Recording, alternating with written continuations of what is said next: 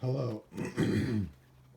So for this video I wanted to go back to chapter 2 because I felt like I wasn't very focused when I started reading this chapter. Now that I've read more of it, I want to kind of summarize everything, just go through everything in a very quick, rapid fire way. This will give me practice on how to better make these videos, book week type of videos.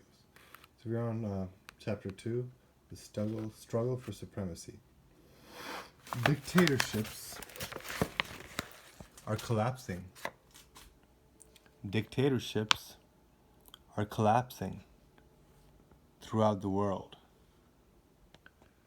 on every continent and in every hemisphere. No tyrant is able any longer to seal himself off successfully from the tide of democracy. The feminine. Electronic communications and television render borders porous. Traditional notions of national sovereignty are increasingly irrelevant. The fax machine and the videocassette make it possible to pierce the veil of state censorship. Remember, this is in 1990 this book came out. Nevertheless, even if the world seems daily to be growing closer, more homogeneous in its cultural values and material aspirations, even if large corporations are establishing themselves in all countries, power remains in the hands of an elite. Alright? Power still remains in the hands of the same elite. An elite, moreover, that resides in those few places where power and wealth accumulate, where the critical questions facing the planet are decided. So the elite are always residing in that crucial center that he talked about in the last chapter. They always move from center to center, depending on which market form is currently active. So the 8th market form, the previous one, whose center was New York, was in a severe crisis, facing fierce competition. Other regions trying to become the center. They don't know then when the center would be, but where it would be. But there's a new world order struggling to be born, just like Bush talked in his speech in 1991, sorry, and then George W. Bush did the same in 2001. So that was 9/11. The culture of choice, or to put in other words, the imperative of the market and democracy, is itself acting as midwife to the emerging 9th market form. So he's saying the culture of choice is the midwife that is giving birth to the next market form, right? So all these liberalism is the agenda, is the way this market form is being birthed. And that therefore, that speech about George Bush in 9/11, who was the bad guy? It was Osama bin Laden, right? The big bad bearded man living in some cave who nobody knew where he was, kind of like Jesus. You don't know where I come from, you don't know where I'm going. So he's this guy in a cave with a beard, following old Islamic patriarchal values and saying, oh, this decadent culture of the West is going to lead to our doom. And think about 1984 and how it was Goldstein saying this, the truth basically that Jesus would say in a society. But Goldstein in the TV, in the 2 minutes of hate provided to you by Big Brother, is basically saying the same thing Osama bin Laden is saying when 9/11 was a big deal back in the day. So you see how everything he's saying is kind of makes sense, and it's all connected with the World Trade blast, the special occult ritual thing. So that kind of was the birth of the 9th market form, right? And then we saw how China rose after that, and how the Bushes and NAFTA and everything supported that destruction of America and the movement of things to the other side of the Pacific, which I'm sorry, got distracted.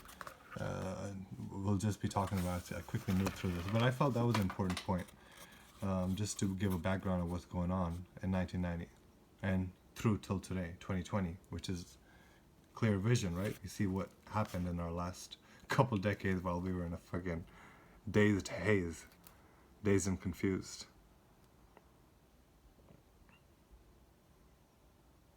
So the ability to create, to produce, to trade is bound up with the spread of this political pluralism. What is going on in the streets and parliaments of Budapest and Soweto, in Santiago and Moscow, reflects this evolutionary process. All right, so we saw all the wars and stuff in the Eastern Europe and stuff. So he's just explaining what was going on back then.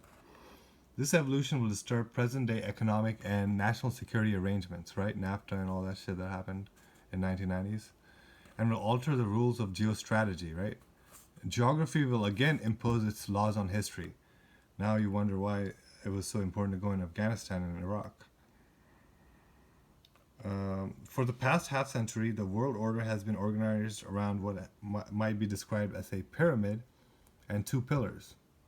The pyramid is the shape taken by the eighth market form of the order of money. At its summit is the United States and all other nations arranged in descending and hierarchical fashion around the American peak. So that's an interesting take on the pyramid. The dollar ruled international currency. American popular culture reigns supreme. This basic fact has been the starting point for all thought and theory about the modern political economy. The two pillars, vestiges of the order of force, have been the two principal nuclear powers, the US and the USSR, who imposed their views on their respective alliances and were arbiters of regional conflicts. This basic fact has been the starting point for all thought and theory about contemporary military strategy. But today, the structure is dissolving before our eyes. The pyramid is changing its summit. One of the pillars is crumbling. America's position as the peak is under severe strain. In Eastern Europe, the order of force is giving way to the order of money, right? The three orders, sacred, force, and then money, in successive order. And they're basically corruptions of the natural tribal system, like I just said. And I'm just going to be doing a movie on Eric the Viking, and it is about the order of the force. And there we'll see what the order of force looks like. And people who have been in the military will probably appreciate it more because they have seen, and they have lived it, basically. Eric the Viking. So these developments are profoundly changing the nature of global economic struggle and military conflict. Soon one will no longer be able to speak strictly of North-South or East-West. The Cold War categories no longer pertain. So it would be foolhardy to believe that either the utter demise of the US or the USSR are irreversibly established. So he's saying it's not permanent yet, although we know it was permanent, but anyway. So he's saying the new center will either be in the Europe or the Pacific Rim countries, and Eastern Europe will rejoin the market economy. For the rest, everything depends on the way that changes are managed. So change management is very important in this age of transition, the age of Ragnarok. The United States may host the center once again, but this would require a Herculean effort of national will. And the effort will be difficult, and it looks impossible at this stage to me. So let's just move on. But he's saying that Europe will also suffer. America falls, and we saw that after the economic crisis of America, how Europe suffered, and it's still suffering. I mean, it's pretty much been overrun by the barbaric hordes that he talked about in the last chapter, whereas America is kind of resisting against it with Trump. But if Western Europe is able to link Eastern Europe with this development, now don't take offense to barbarian hordes. It's not a racist comment.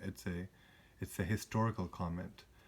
Whereas civilization is in Rome was invaded by the barbaric tribes from the other countries and so forth. So anyway, let's move on.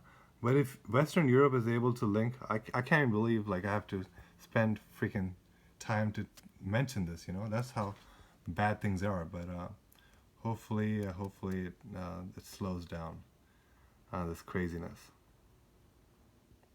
But if Western Europe is able to link Eastern Europe with its development, and integrated Europe has a chance to assume the role of center of the world economy, it will then be able to develop as the most populated, the richest, and as the most creative center in the world. So he actually prefers, it seems, to Europe would win this struggle instead of the East Asia.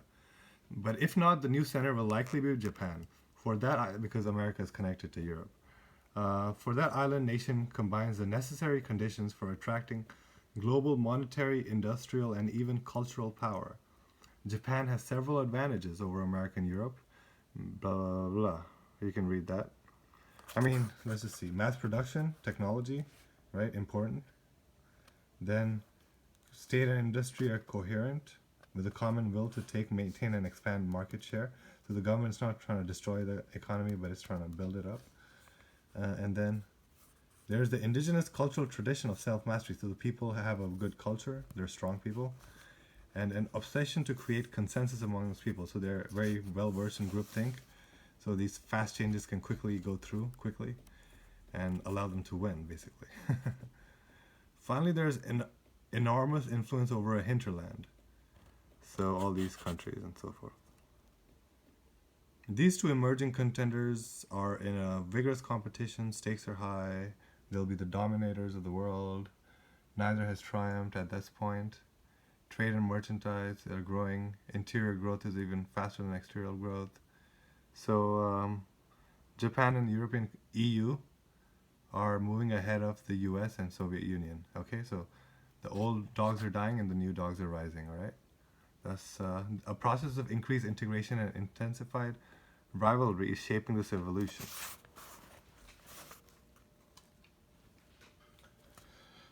So I'm almost done. Because I think from this point on I did start talking more sense about the destruction of America, I think. I don't know where I was. I think it was here. Oh yeah, this is where I started kind of focusing in and doing a better job, I think. But anyway, I'll have to review. I'll just do as much as I can right now to review. First I gotta get some water.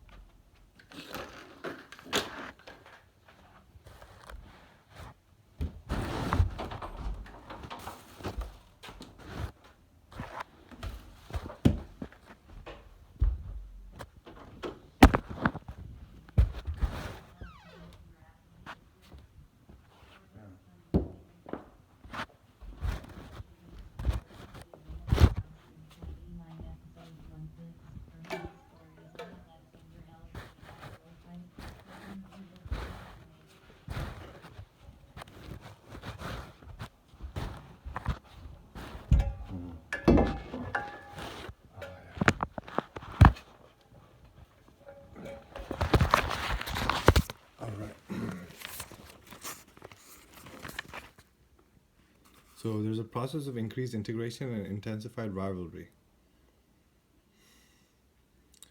So, to understand where this double movement might lead, the interior growth, exterior growth, and so forth, and which of these two spheres will ultimately dominate the other, it is useful to clarify certain facts and trends present in each of them. By Pacific Sphere, I mean the group formed by the Pacific Rim countries, Oceania. Right? 1984 Oceania. Well, I don't know. That was actually more like East Asia, but let's see. So East Asia, Japan, Oceania in 1984 actually was America and Britain and all its allies, the Anglo-American establishment. Whereas East Asia is what he refers to as Oceania in this book. Pretty much. So, Japan, South Korea, Malaysia, Indonesia, Singapore, Taiwan, Philippines, Hong Kong. He does not include China. Oh, he includes North and South America because now they'll be puppets of Oceania. Definitely, we see that with the change of the culture in America to become more PC, just like Chinese. So I do not include China or Vietnam. This enormous region has become a place of economic explosion. Population and production are growing rapidly. I think he's talking about Oceania here, or the Pacific Sphere. Transportation and goods are multiplying and internal commerce is growing more rapidly than trade with the rest of the world. And here, on the other hand, the opposites are happening. We see that. We're witnessing the formation of a truly integrated economic sphere. Power is shifting from one coast of the Pacific to the other. However, there are important conditions that any candidate for the center of the next world economy must fulfill. Japan may find difficult to meet. Can Japan create social values that people the world over can embrace? It looks like China is doing that now. Is Japan willing to assume the role of military protector of the periphery and of the hinterland? A role the center must fulfill? China definitely can do that. It's already passing these crazy... according to Alex Jones, it seems China's doing some kind of maneuvering to send troops, peacemaking troops, in case of any riots or anything, you know, any kind of domestic disturbances. So UN troops might be coming, packed with a lot of Chinese faces, Red Dawn style, right? So anyway, the answers are not obvious, especially after Japan's passive behavior during the Gulf War, right? So that was the coffin, I guess, for Japan's supremacy. For the first time in the center of capitalism, a nation that could become the center hesitates to pay the price and bear the burden of assuming an imperial mantle. The lesson of history, which teaches that summit is the point that is closest to the precipice, has been particularly well learned in Japan. So he admitted that Japanese people have a strong culture, and this age of Ragnarok is too low for them to stoop to. Certainly, the United States does not intend to retire voluntarily from center stage. And to be sure, America is blessed with considerable financial, technological, and demographical resources. Nevertheless, unless dramatic changes occur, it just doesn't have sufficient means to win decisively against Japan. The predominant phenomenon in the United States today is the nation's continuing relative economic decline. Many people still refuse to believe it. Pundits have taken to blah blah blah that Washington's victory in Baghdad is the proof that devotees of decline couldn't be more wrong. People say, oh, they're just being negative, but so these positive people, you know, proof positive people, they look at all these things, the U.S. nuclear warheads, military, technological advantages, blah blah blah blah blah blah blah blah blah. You can read all this on your own, but he says that none of these arguments are convincing, unfortunately. Unfortunately, okay, he's not a American hater, even though Bush was a French hater, talking about freedom fries and all that BS. Well, it's a new freedom, you know. Have your freaking what is it? All your trans fats, eat all that poison trans fats in the new freedom, you know.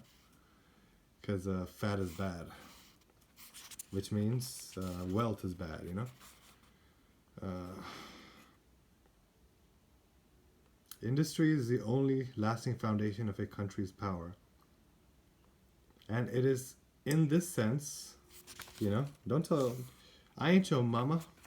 I ain't your mama. I mean, even the women don't believe in working hard, so how are we going to have a strong industry? Industry is the only lasting foundation of a country's power, and it is in this sense that the signs of America's relative decline are seen everywhere. This is regrettable, for it is better for Europe and the world that America remain healthy and strong. But facts are facts. For example, American industrial productivity, still at that point the strongest in the world, has grown at a rate that is 3 times slower than that of Japan's, 2 times that of Europe's. Not one new product has appeared except the microprocessor, you know, the thing that would bring the old market form to its knees. Even traditional consumer goods, kind of like the whole story of Shiva and Kali, you know. Kali gives birth to the elephant god, a deformed kind of baby, which leads to the destruction of her father, her husband, I guess, I don't know. But yeah, the microprocessor that it gave birth to eventually caused its own demise because it gave more power to the Chinese East Asians to get to move from the 8th to the ninth market form, which it was already time for it to do, so can't really complain about to anybody. The United States exports almost no automobile, blah, blah, blah, blah, right? The economic deficit has grown while America's role in the global economy has shrunk. Blah, blah, blah. To finance the deficit, the United States has supported the growing use of the dollar by foreign lenders. Another little grave we have dug for ourselves. And in a floating currency value system, the dollar has become the universal measure of value. Remember, we're in the order of the money, so that's why we have to focus on this. Both for payment and for reserves. Because of this, the external debt of the United States has increased massively, now surpassing its lending. The enormous rise in the cost of its educational, health, and defense budget makes it impossible to support without deficit financing. Bridges, roads, schools, and hospitals deteriorate and cry out for repair. To avoid increasing taxes, the American society has reduced its investment in infrastructure and has borrowed on the market to finance its debt. From Japan and now China, American savings are declining more and more. Private financial sources seem unable to react to this development. They channel loans to traditional industries rather towards innovative enterprises. So you see how the order of the money is keeping the country down. It makes it seem like, oh, it's just random, but no. These people are very smart. They know how to manipulate numbers and information. So they're not funding the innovative enterprises. I mean, as soon as I started my PMS video series, I started getting harassed by thugs and police. And even landed up in jail. So lost my car and my driving privileges. So it just was getting worse and worse. But let's see how the banks are fucking the businesses that come from the grassroots. These channel loans to traditional industries rather than towards innovative enterprises, towards foreign borrowers rather than towards domestic borrowers. When China gets loans or Chinese companies, multinational corporations get loans from the government, then they just that money just keeps giving and giving. But when we get loans, that money just keeps taking and taking more of our assets away, and our peace of mind, even our soul away. Towards big business rather than towards small concerns. Towards agriculture rather than towards industry. Increasing cost of services, decreasing savings, a growing number of beggars, drug addicts, blah, blah, blah. America is not doing enough to produce the goods it'll need. It has a weak long-term vision of the world market for consumer goods. It has loss of enthusiasm for industry. So these distressing developments are rooted in a profound cultural mutation. The cult of immediate gratification. I got in trouble with the leaders, supposed leaders at my Toastmasters club because they believed in the culture, in this culture, the cult of immediate gratification, this cultural mutation, this cult of immediate gratification, this Jezebel worship, this lack of internationalism, this weakness of global social solidarity. This is a country abandoning those values for which it is so universally admired. I got in a fight with them based on, they didn't like my personal attacks, but I was trying to point out that as leaders, we shouldn't be focused on our fun. We should be focusing not even on our rights. We should be focused on the rights of other people, especially the ones we don't agree with. Instead of voting democratically to get rid of counterpoints and keeping yourself in the same filth and slime. But then again, I was kind of a little on the edge too, so maybe their little PC, corporate dream world got a little a harsh thunderstorm with my words and tone of voices, so I can understand.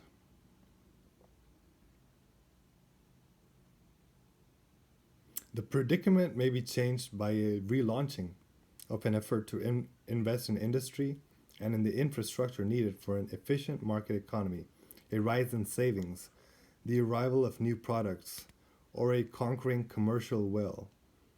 The use of America's southern backyard in Central and Latin America is the country's main asset.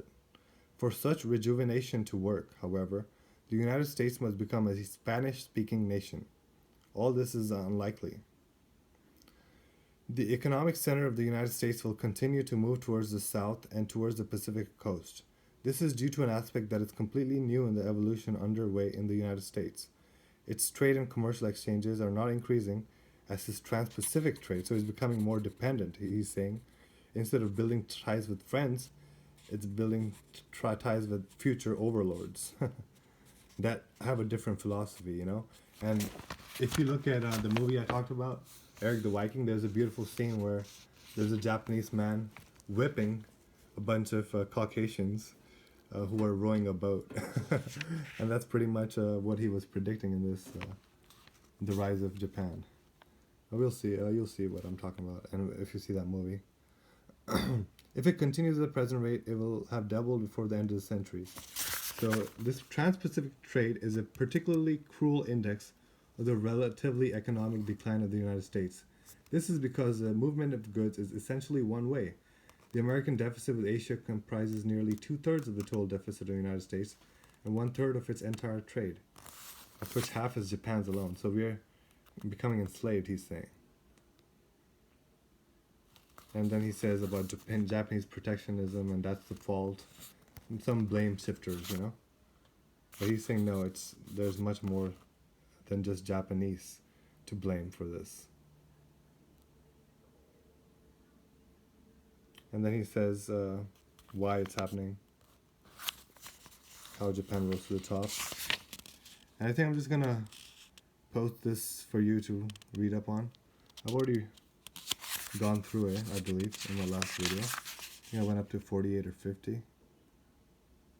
My memory serves correct. But you can also read ahead until I get to this book again, because there's a lot of technical stuff I don't really want to delve too deep into. So I'm going to leave you with this, and hopefully I can get to this in the next couple of days and finish this off in a more detailed way. Peace.